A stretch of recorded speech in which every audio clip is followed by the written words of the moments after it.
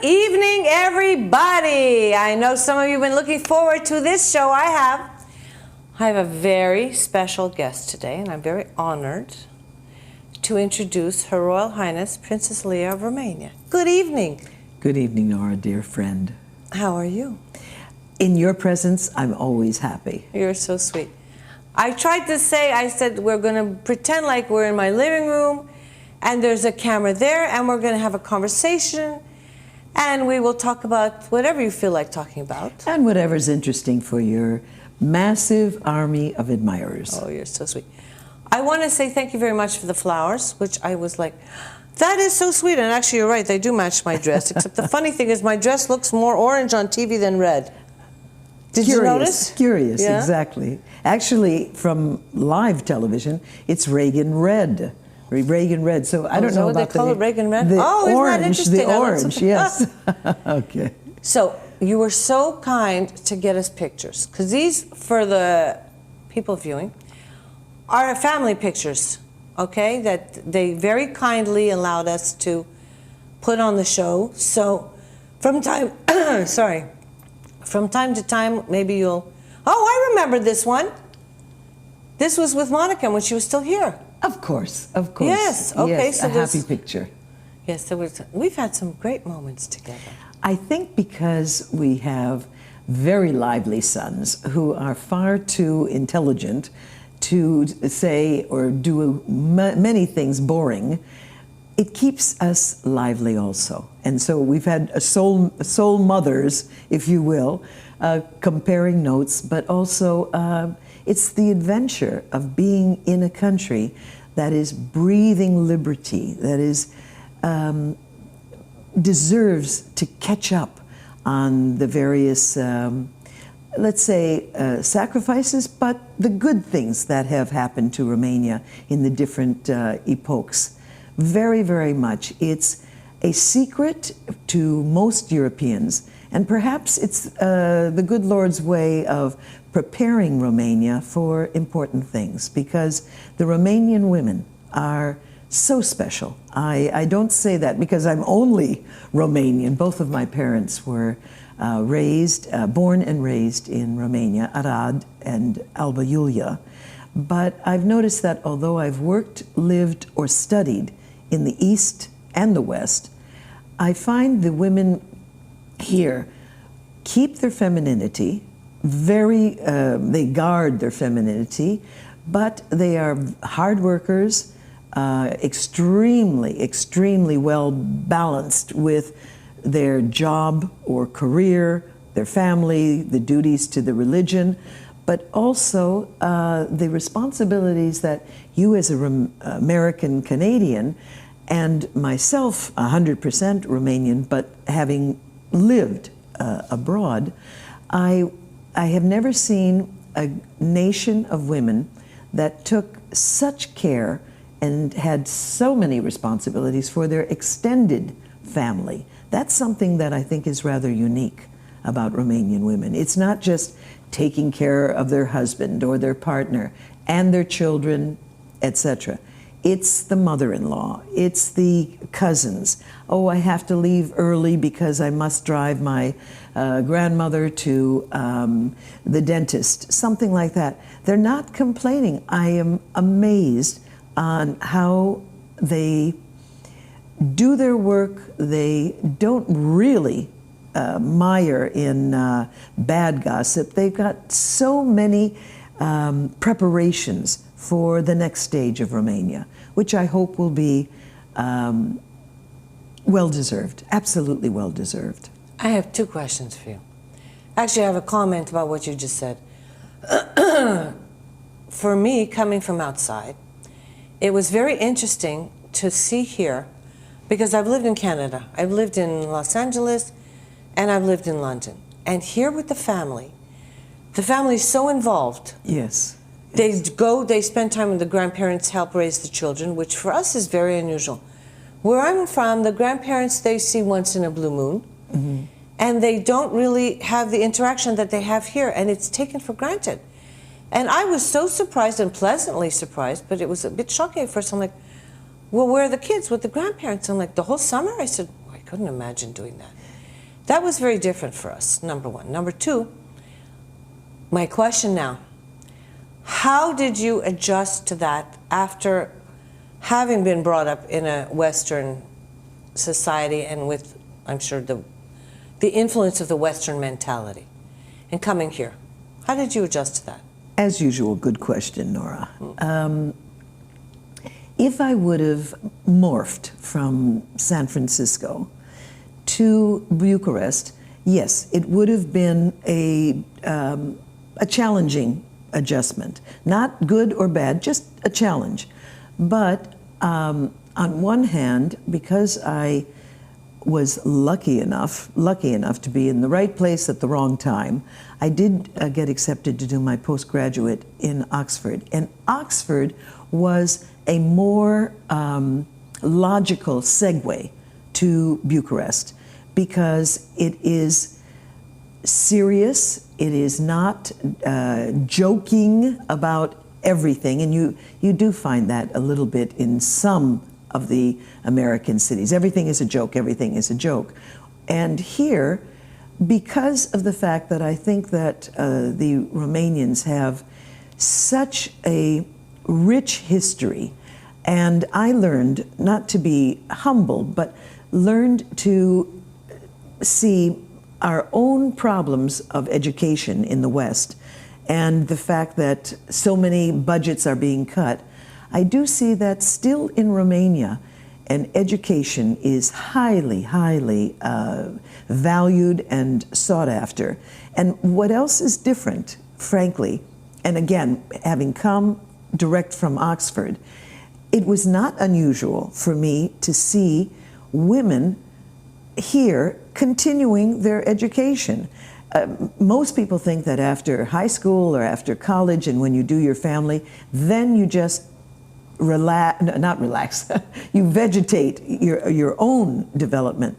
I have so many people that I care about that are doing night school, they're doing programs to better themselves, to perhaps have an easier time with foreign languages so that they can be more competitive. I'm very proud of the ambition of Generation X here, and also the women. But I would say this, that it took me a moment to just weigh some similarities and why I think I'm so comfortable in Romania. Not just because I am of the blood, but it is the fact that experiences in my life prepared me. For instance, coming from San Francisco, this was the first and most ravaged city with AIDS. So I had been fortunate to be one of the pioneers. Before Rock Hudson died, I was asked by Jim Hormel, who is of the Hormel meat family in Chicago, exactly. Okay. And he had said, would I agree, because he knew I had been asked on different occasions by friends to either make speeches, to either open my home gladly for a town meeting in the early days of AIDS. And all of these experiences where I saw the homophobia, I was lucky enough to be able to be with some activists. I was used to be the non-aggressive matron who talked to the minister, the Secretary of Health and Education, Schweiker, in the Reagan administration, to release the first $2 million for AIDS research. And then when we did an event for AIDS awareness, we decided to understand the problems in the United States and in the West. And it was before the baby situation was brought to the world's attention about the suffering in Romania. But there was this toxic homophobia. And we had this event in San Francisco, and we turned down some of the giants who have a cult following, let's say, in the liberal and the gay and lesbian community, because we wanted to communicate to the American public, this is not God's curse on gays. This is not some punishment or germ warfare. This was one of the rumors, the conspiracy rumors. This is a virus that anyone can get if you're not careful about cuts, fluid, etc. To the point we used two people who are the sweethearts of mid-America. That was Debbie Reynolds, comes forward, and we thought this is just too much fun. Her arch rival, because allegedly Shirley MacLaine was the first choice for the unsinkable Molly Brown. She was stuck, if you will, filming Irma la Douce. So Debbie Reynolds comes in, she made a good audition, and she got the part. Well, they were, let's say, Hollywood feuds, if it's real or not. And so we found out that Shirley MacLaine was going to be coming to do a concert, a series of her dance spectacles and so on. We invited her early. She was a surprise guest, and you know, the two of them, it was so uproarious because they both tried to challenge each other dancing. Oh my goodness. They both tried to do one thing to outdo the other, and then they just hugged. And they said, what better way to make up than in front of so many of our fans? But that preparation and that lobbying and being able to come in to an audience of very strict conservative Bible Belt constituents, let's say, prepared me for Romania. Why? Because there was the Casa Doru, which was is such a success story. But when you have foreigners come in and say, oh, poor dears, your poor country, oh, there's street children and there's orphans and so on, this doesn't help a country bounce back to their rightful place in the diplomacy field, let's say. It is something that is misunderstood. Oh, you pity me. Maybe I'm not worthy. It was a self-investigation. And I tried with people coming in with charities and so on to say, make a positive effort, not poor you, poor you.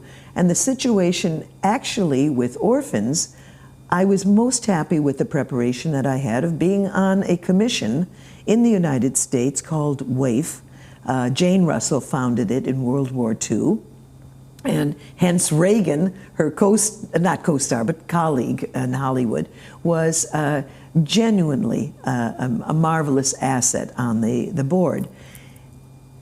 Seeing that you need to be able to tell an audience in Germany or an audience in America, Poland, whatever, that every country has orphans. Don't just say Romania is a country of orphans.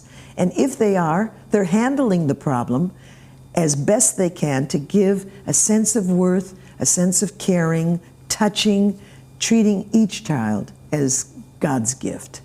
But I also realize that I was introduced to, let's say, the pain.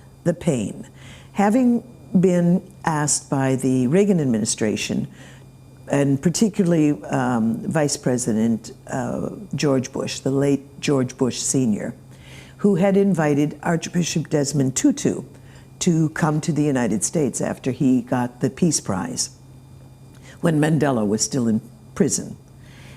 He was turned down. And the black mayor of Los Angeles, our dear family friend, Tom Bradley, asked Tutu, no, thank you, but I can't. I was asked to go to Cape Town and see what the problem was. I flew there, and long story short, I understood the problem. He was rightfully afraid that if he left, he wouldn't be able to return, and a separation of the family. So we pulled strings that were the size of ropes. We solved the problem and brought the whole family over.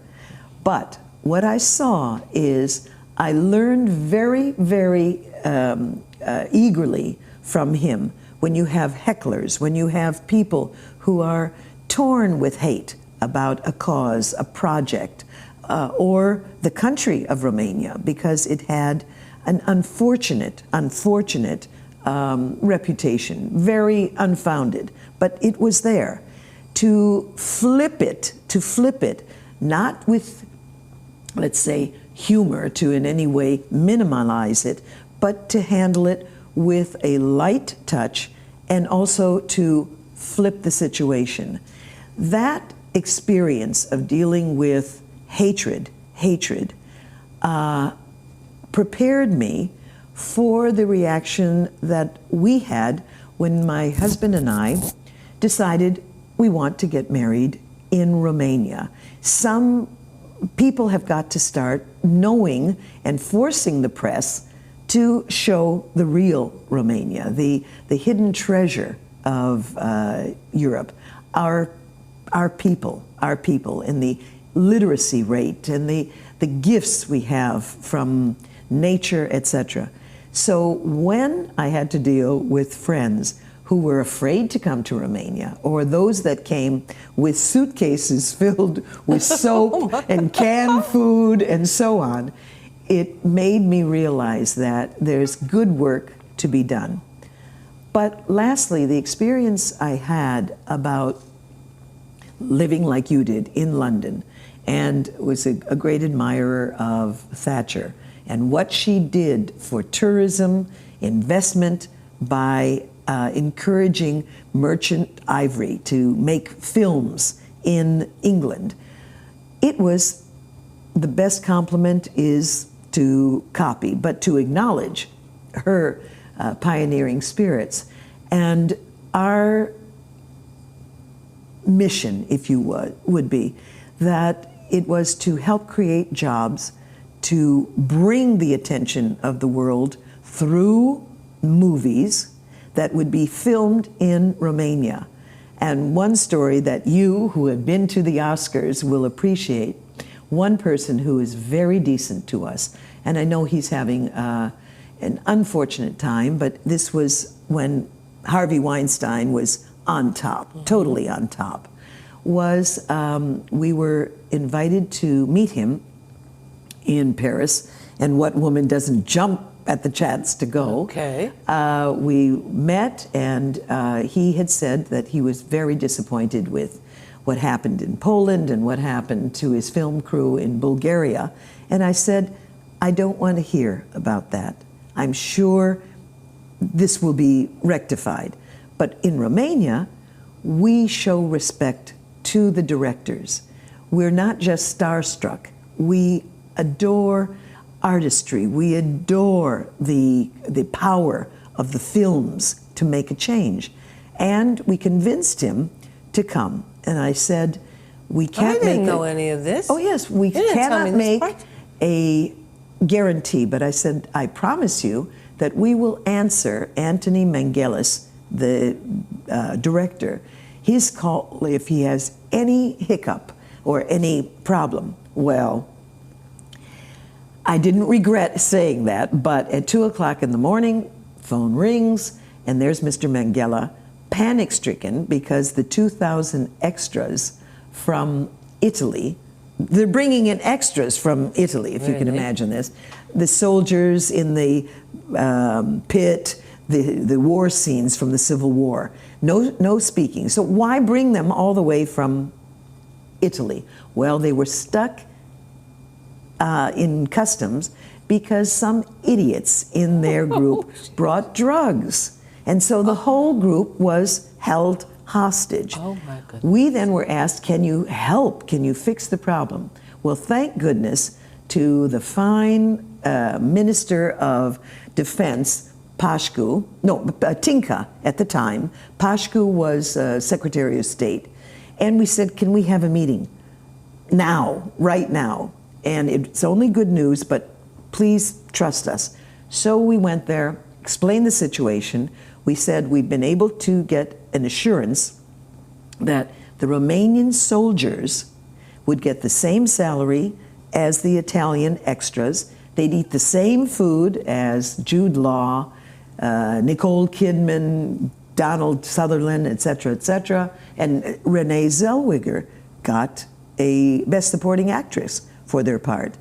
And they had fun. They were able to have an adventure to tell their children, etc. And it was a good morale booster.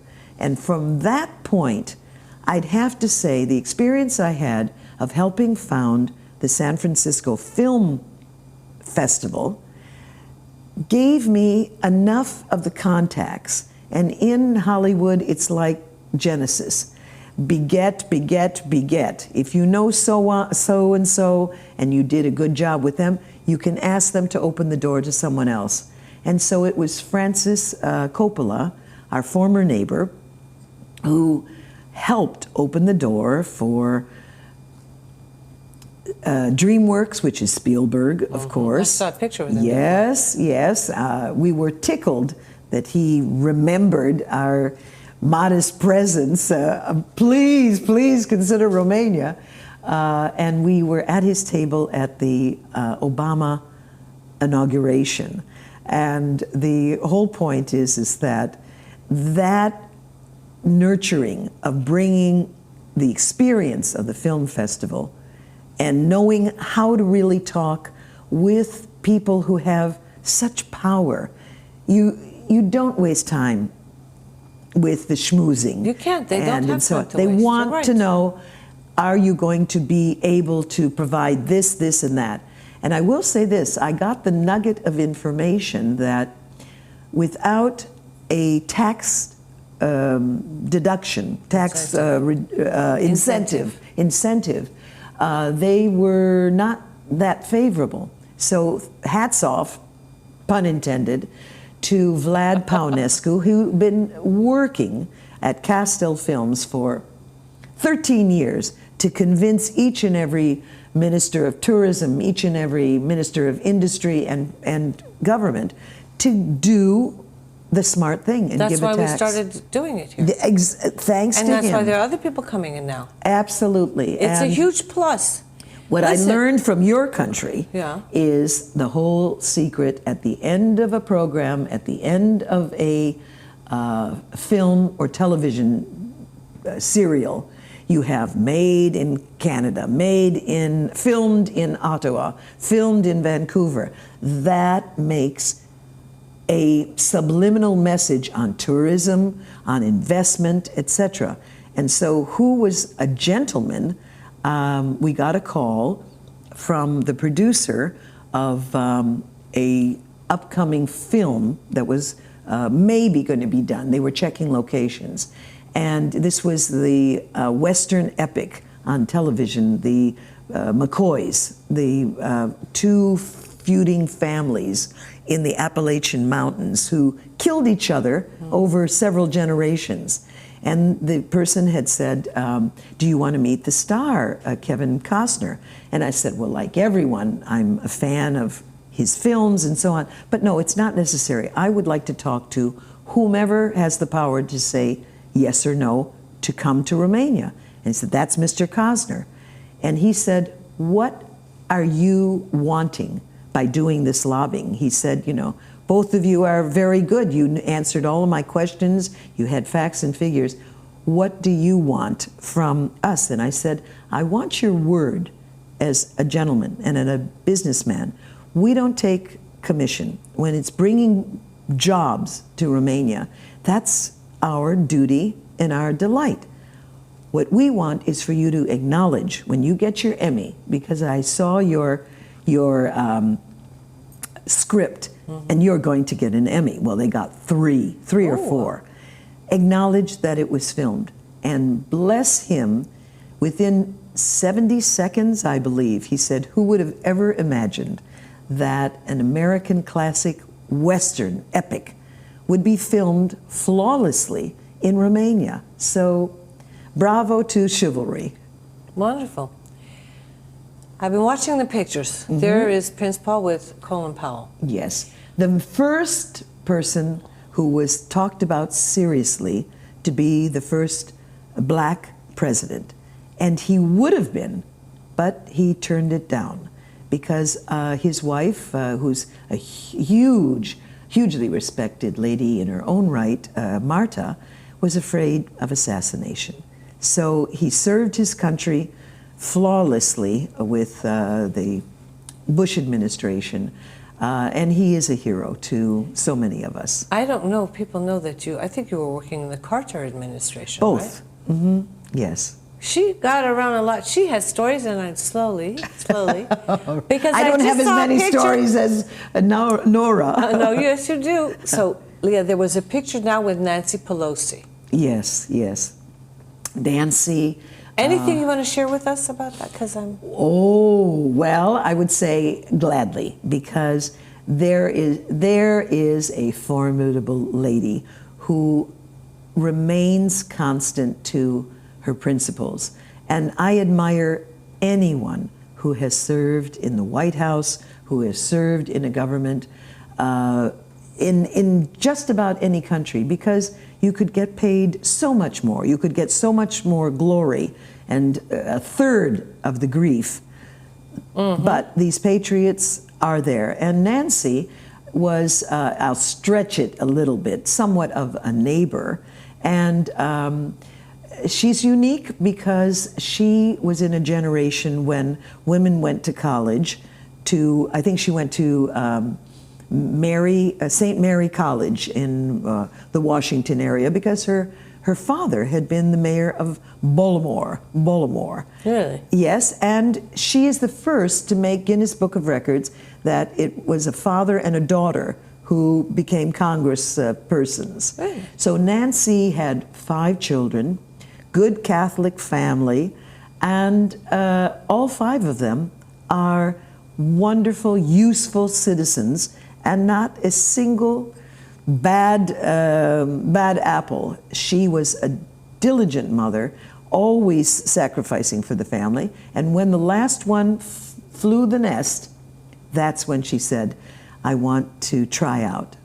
She served the California Democratic Council, the party, and then worked her way to be a formidable candidate. But that's amazing because really, she waited till the kids did their thing. Yes. And then she said, it's time for me. And she's gone to such a level. It's very interesting to watch. She's been a good role model, totally. Yeah. Now, this I recognize, too, is Florin Piersic Sr. Oh, talking about role models. Yes. Florin, who is ageless. I think there must be either a news clipping or a photograph a la Dorian Gray, where the man looks as wonderful and healthy and joyful as was the first time when we met him 20 years ago. The one thing that, being role model, I was at, I think it was German television or something, and he is known. His films are either dubbed or have the trailer underneath. And many of them are real westerns. They're not spaghetti westerns. They're wonderful performances that he's made. And this German moderator was saying that he is like Romania's version of John Wayne.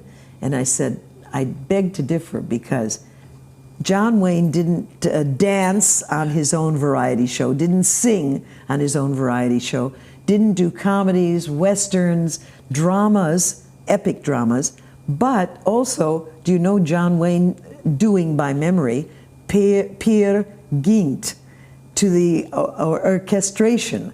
And this is Piersic, who has been such an honorable example for Joseph, your wonderful son's generation. Never a scandal about him, just a gentleman. Nice. This is a picture, well, there's Carol. Ah, yes, we're in our own national costumes. I know, lovely, and I remember the tree. Yes, yes, and my dear mother had a collection that was enviable. So my sister Doina and I inherited them, and we treasure them. So how old is Carol now? Carol is 9 years old. In January, he's 10. Correct, correct. I remember when you were pregnant. Oh, yes. We go back a ways. And I swear to you, Joseph has just turned 12. Yes. I don't know where the time goes. I mean, they were...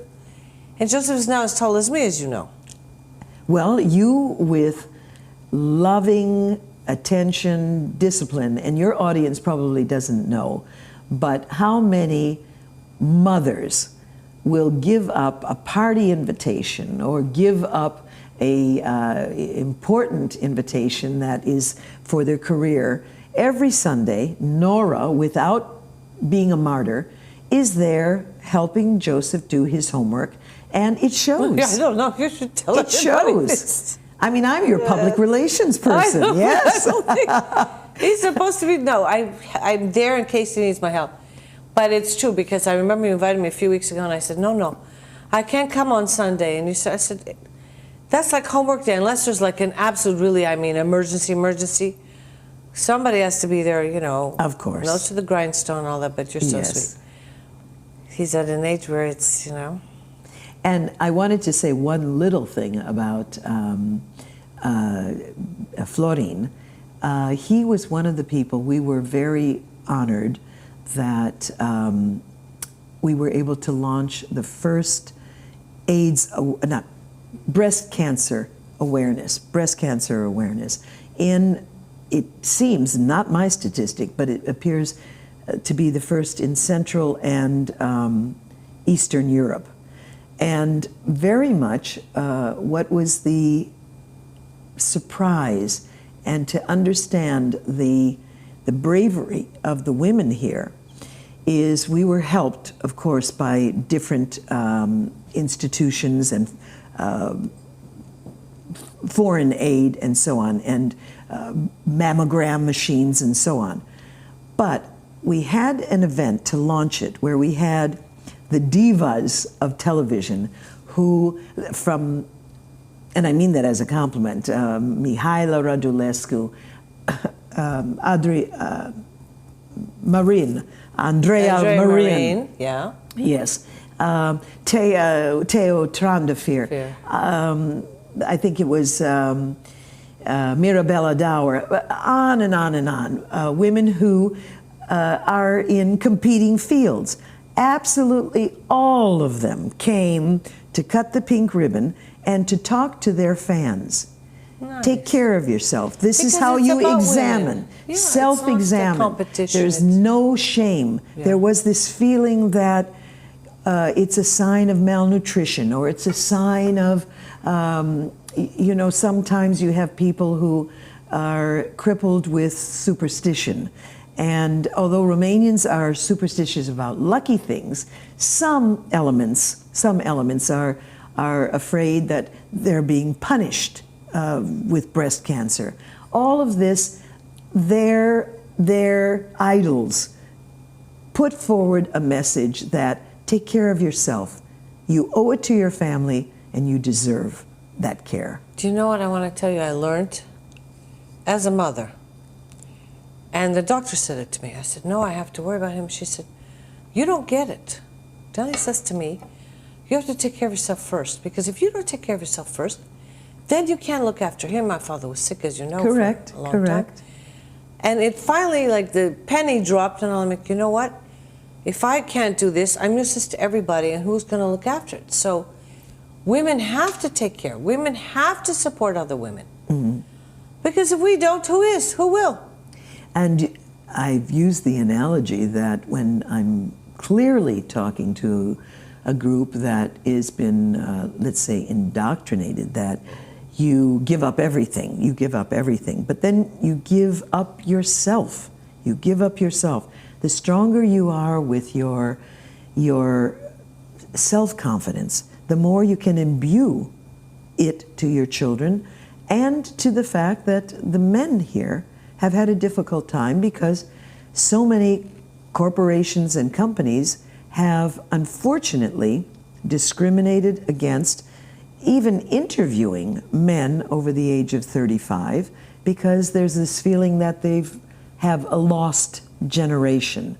But the point I wanted to make as far as the women, I've used the analogy, when you're on a plane, what is the first thing that you pay attention to when the stewardess is giving the demonstration?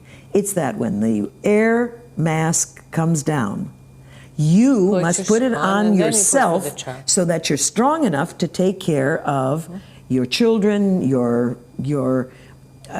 passenger who might be a minor. That is something that immediately they see. They're not being selfish. They're our own gladiators. Amazonians, exactly. Now, that was a picture from my birthday party.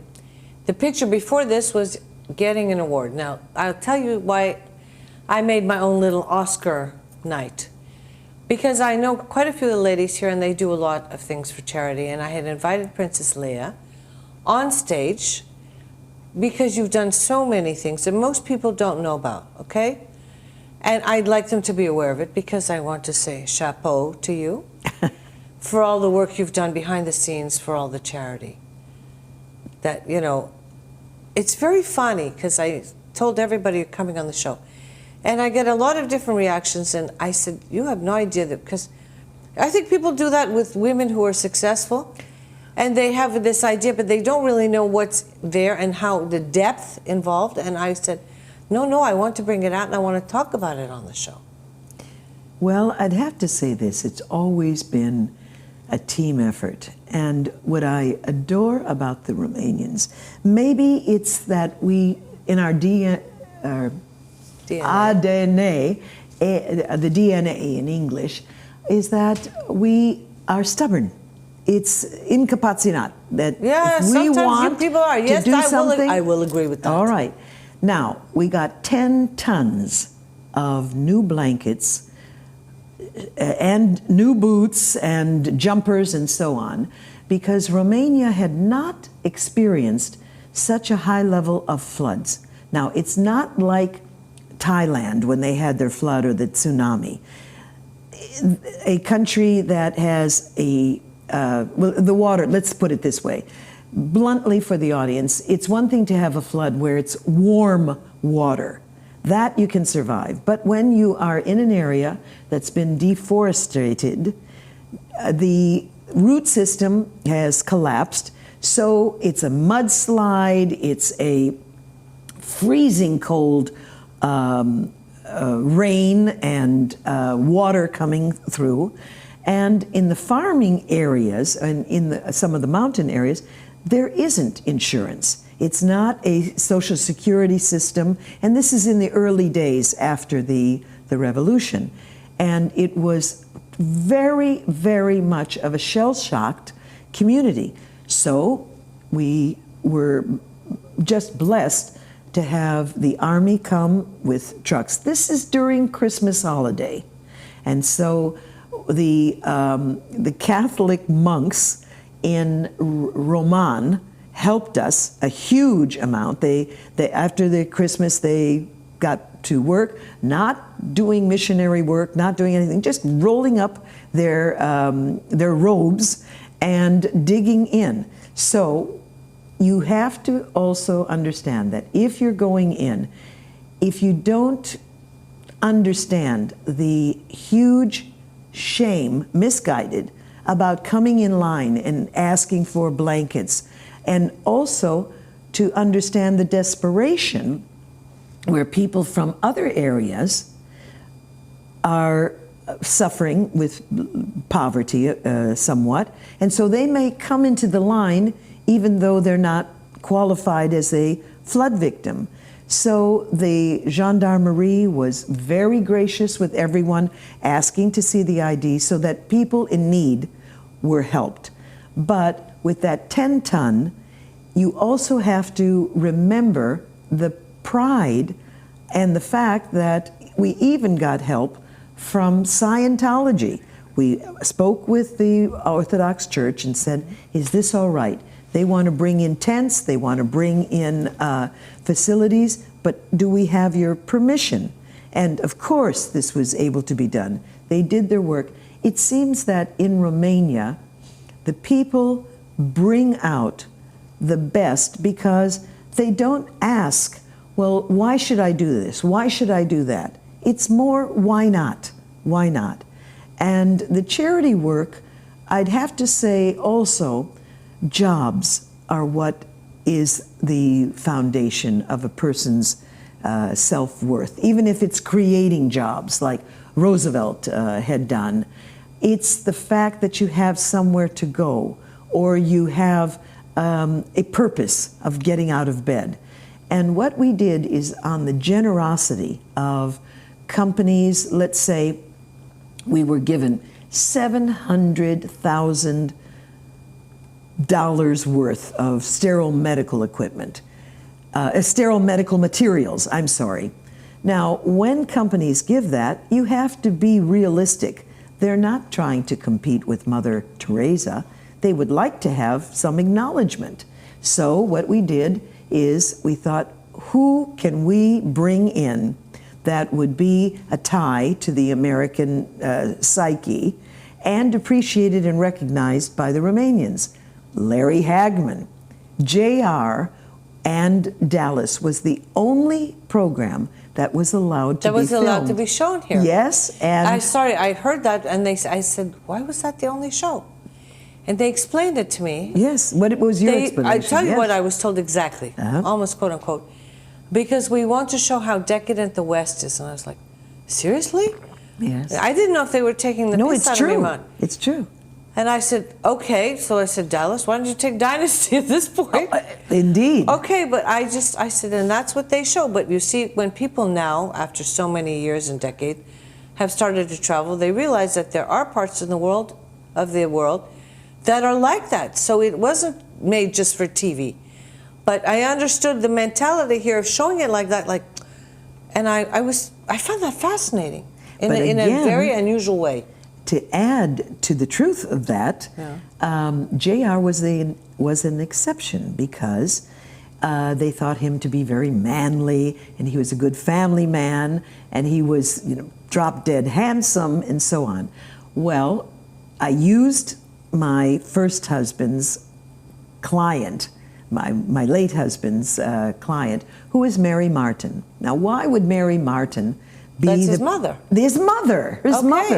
A legend in the theater, in the musicals on Broadway. She was the first Maria in The Sound of Music. She was the first Eliza in My Fair Lady. So I said, is it possible your son is a much beloved figure? And she said, here's his home number. I'll arrange that he and the wife, Maya, will see you. You give them the pitch. Well, they came here, and it was like the second coming because he was such a gentleman, and the Ministry of Defense also realized before NATO they wanted to use Larry, which I asked him, because he was an Air Force pilot on A Dream of Jeannie. Yes, and everybody knows this here. They're so Tony Nelson. Correct. Aren't you good? Aren't you good? That was a long time ago. We don't have to date ourselves. In a Romanian Air Force plane, we went to all of the bases. I feel like saying when we were in Constanza, hi sailor, new in town, and it was when President Iohannis was one of the administrators and then later mayor of Sibiu. Larry visited that. But what we did is we combined. We would go to a military base, the Academia de Tun in Sibiu, the Academy of Cannonry. And he did the tour. We got publicity on that. NATO is not just warmongers. NATO also is peacekeepers. Yes. And he was such a good ambassador. But it was also the graciousness of going to the different high schools, stay off drugs, finish your education, because no matter what can be taken away from you, your liberty, your looks, your youth, they can never take away your education. That's and so that true. from his mouth, and it was at one of the private universities here, that there were 3,000 students that have never been so quiet in a lecture. But when he talked, it was just a delight to see the attention. But we segued that by following it up. Here, Prince Paul and I, my husband, were asked to help on breaking the deadlock in, or the bureaucracy, cutting through the bureaucracy in Stuttgart, because the Mills to Mills program had participated with the American government to gift Romania with a Hercules C-130.